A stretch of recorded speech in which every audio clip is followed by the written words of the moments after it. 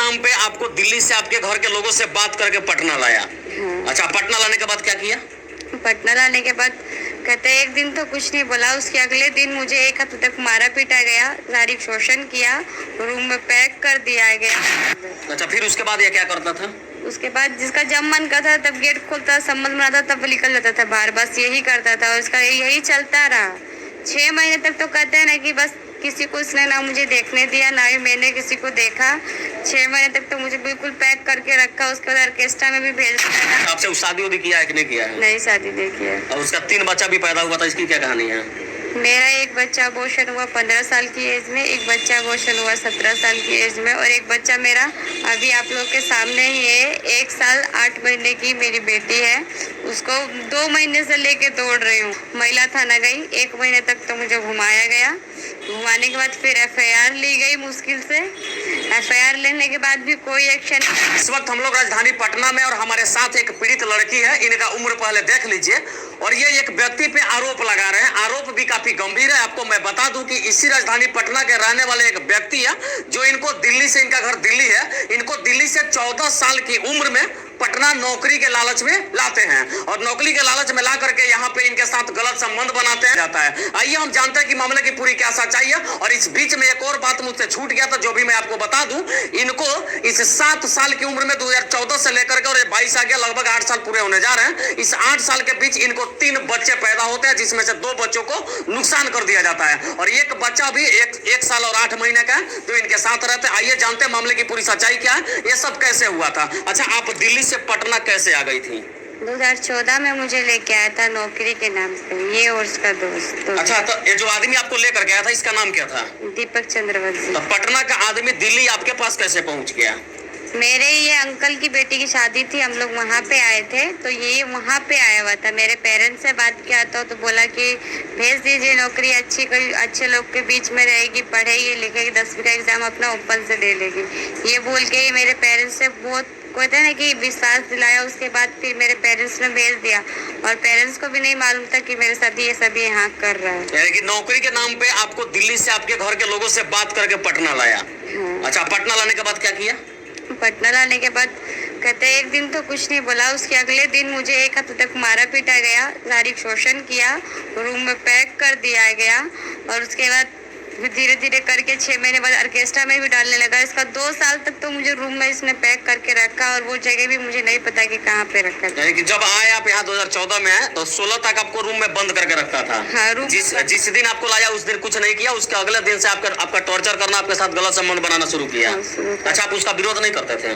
उसका विरोध करती थी, तभी तो मुझे कमरे में बंद करके रखा था उसने। कौन कौन लोग वहाँ पे रहते थे आपके साथ? मेरे साथ वो ही रहता था अकेले, उसका मन करता था तब रूम खोलता था मेरा, नहीं तो फिर वो अकेले छोड़ देता था उसके। पर हाँ, वहाँ पे रोज सुनती थी कि नशेड़ी आते थे, दारू पियांकी चलता था, जुआ चलता था। उसके अंदर एक गुप्त रूम था, उसमें मुझे रखा था। यानी कि जहाँ पे आपको रखता था वहाँ पे नशेड़ी गजरी बहुत सारे लोग वहाँ पे आ जाया करते थे? आते थे, पर वो मेरे को नहीं देखते थे, बस उनकी आवाज सुनाई देती थी मुझे अंदर। अच्छा, फिर उसके बाद ये क्या करता था? उसके बाद जिसका जब मन करता तब गेट खोलता, संबंध बनाता तब निकल जाता था बाहर, बस यही करता था और उसका यही चलता रहा 6 महीने तक। तो कहते हैं ना कि बस किसी को उसने ना मुझे देखने दिया ना ही मैंने किसी को देखा। 6 महीने तक तो मुझे बिल्कुल पैक करके रखा, उसके बाद ऑर्केस्ट्रा में भी भेजने लगा। 2 साल तक उसका यही ड्रामा रहा। फिर 2 साल हो गया तो मेरे पेरेंट्स ने बोला कि मेरी लड़की को घर भेजिए, हमें उसको देखने का मन कर रहा है। तो मैं घर पे गई, कुछ समय वहाँ रही, तो वहाँ भी मेरे घर पे भी टॉर्चर करने लगा, मुझे टॉर्चर करने लगा। जब भी बोलते थे कि रिया से बात करा, उससे बात करना, तब भी मुझे टॉर्चर करता था। अच्छा, यानी कि आपको 2 साल यहाँ रखा, 2 साल तक आपके साथ जबरदस्ती संबंध बनाया, आपको बंद करके कमरे में रखता था। उसके बाद आप दिल्ली गई, तो दिल्ली गई तो इस बारे में आपने नहीं बताया कि मेरे साथ 2 वर्षों से इस तरह का घटना हो रहा है? नहीं, जान से मार देने की धमकी देता था, पेरेंट्स को भी, मेरे को भी, मेरे भाई बहन को भी, सबको बोलता था। तो फिर आप दिल्ली से वापस पटना कैसे आ गई? दिल्ली से वापस ये उसका भाई गया था लेने के लिए, मुझे बुलाया कि आ जाओ, जो नहीं आ रहे थे। फिर भी जबरदस्ती करके टॉर्चर करके फिर मुझे दिल्ली से बुलाया गया। अच्छा, आपसे शादी वादी किया है कि नहीं किया है? नहीं, शादी नहीं किया। और उसका 3 बच्चा भी पैदा हुआ था, इसकी क्या कहानी है? मेरा एक बच्चा अबॉर्शन हुआ 15 साल की एज में, एक बच्चा अबॉर्शन हुआ 17 साल की एज में और एक बच्चा मेरा अभी आप लोग के सामने ही है, 1 साल 8 महीने की मेरी बेटी है। उसको 2 महीने से लेके दौड़ रही हूँ। कोर्ट कहते हैं, कोर्ट आखिरी में तो कोर्ट के पास गई। सबसे पहले मैं गांधी मैदान थाना गई, वहाँ से कुछ नहीं मिला। महिला थाना गई, 1 महीने तक तो मुझे घुमाया गया। घुमाने के बाद फिर FIR ली गई मुश्किल से। FIR लेने के बाद भी कोई एक्शन नहीं। फिर गांधी मैदान थाना में FIR की, वहाँ से भी कोई एक्शन नहीं। फिर दोबारा एक बार मेरे साथ बदतमीजी हुई, जिसके दोस्त लोग जो थे पानी की टैंकी के पास किए, तो फिर वहाँ से मैं थाना जाती हूँ। थाना से भी मुझे कुछ उम्मीद नहीं मिलती और बदतमीजी मिलती है, गाली मिलती है। हाथ उठाता है तो उसका हाथ मेरी बहन पकड़ती है। यानी कि थाना के लोग भी आपको गाली देते थे और मारते पीटते थे? मारते, हाथ उठाने की कोशिश की थी, मेरी बहन ने उसका हाथ आगे आके पकड़ा था। अच्छा, ये क्या नाम है इसका जो आपके साथ इतने सालों तक इस तरह से दरिंदगी किया? दीपक चंद्रवंशी। रहने वाला कहाँ का है? सालिमपुरा हार। अच्छा, आपका नाम क्या है? रिया।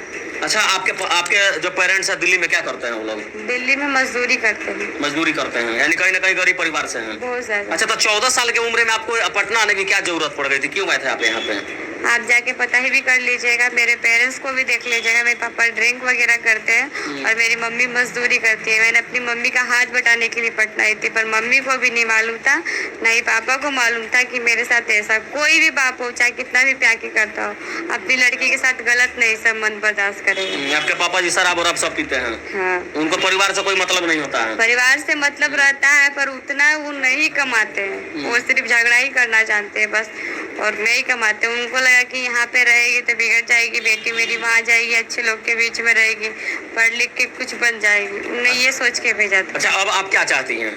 मैं यही चाहती हूँ कि देखिए, प्रशासन, कहने की बात है, प्रशासन से ही मेरे को कहता है कि प्रशासन से उम्मीद होनी चाहिए, उससे कोई उम्मीद नहीं है। और रहा कोर्ट के बाद, तो कोर्ट से मुझे कुछ उम्मीद मिल रही है, वहाँ से वारंट भी निकला है और कुर्की के लिए भी अप्लाई हो रहा है। मैं चाहती हूँ जो इंसान मेरे साथ किया है उसको उसकी सजा मिले और मेरी बेटी को उसके बाप का नाम मिले और जीने का अधिकार मिले समाज में, और कुछ नहीं चाहिए। और बाकी एक गरीबी क्या क्या नहीं करवाता है, किसी आदमी के हंसते खेलते जिंदगी को बर्बाद कर देता, जिसका जीता जागता सबूत ये लड़की है। अगर इनके पिताजी ठीक होते, शायद कमाते और परिवार का भरण पोषण सही ढंग से करते, तो इस लड़की को 14 साल की उम्र में पटना आने की जरूरत नहीं पड़ती। सही बात है कि नहीं है?